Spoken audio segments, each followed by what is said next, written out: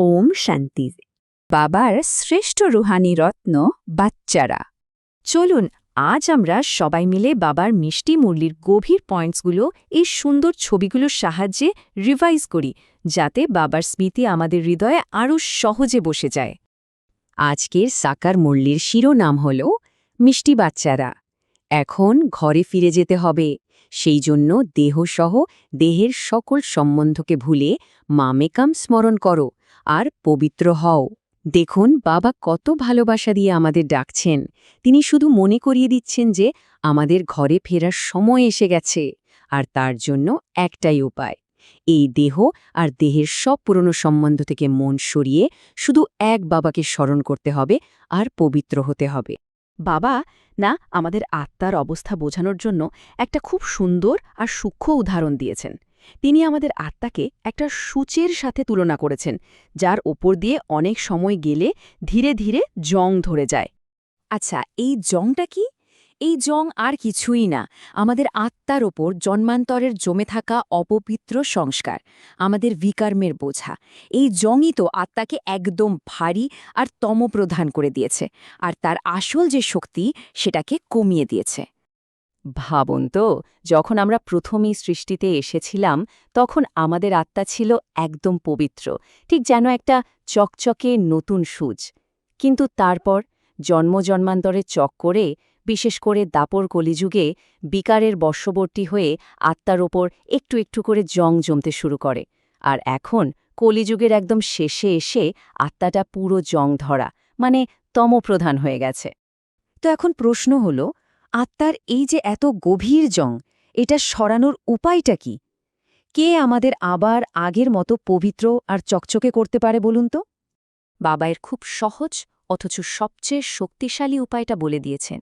তিনি বলছেন একমাত্র তার স্মৃতির আগুনই আমাদের আবার শুদ্ধ করতে পারে।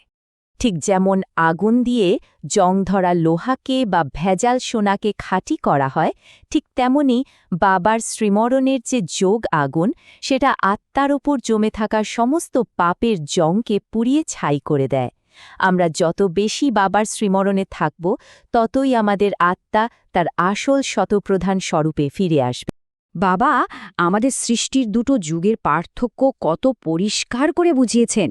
একদিকে সত্যযুগ মানে শ্রেষ্ঠ যুগ, আর অন্যদিকে এখনকার কলিযুগ মানে পতিত যুগ।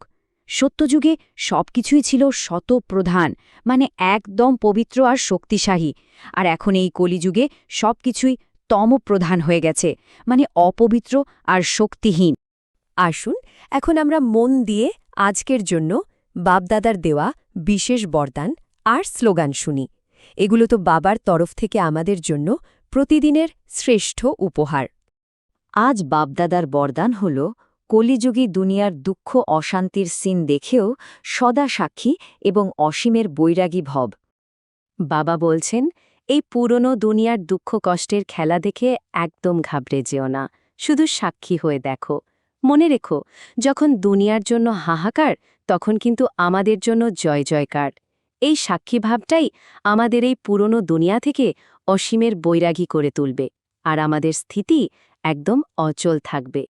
আর আজকের স্লোগান হল, যে কোনো ধরনে তৈরি করার জন্য বাণীর সাথে সাথে বৃত্তির দ্বারাও সেবা করো। বাবা আমাদের বোঝাচ্ছেন যে সেবা কিন্তু শুধু মুখের কথায় হয় না। আমাদের কথার পেছনে যখন আমাদের শুদ্ধ আর শক্তিশালী ভাবনা বা বৃত্তি থাকে, একমাত্র তখনই সেই কথা অন্যের হৃদয়ে কাজ করে। আমাদের এই শুদ্ধ বৃত্তি অন্যদের মনকে জ্ঞান ধারণার জন্য তৈরি করে। বাবা আমাদের পুরুষার্থের জন্য কত ভালোবাসার সাথে প্রেরণা দেন, তাই না? চলুন আজকের মুরলির মূল পয়েন্টগুলো আর একবার নিজেদের স্মরণে নিয়ে আসি। ধারণার জন্য আমাদের মনে রাখতে হবে, প্রথমত যোগ বলের দ্বারা আত্মার জং সরিয়ে শতপ্রধান হতে হবে।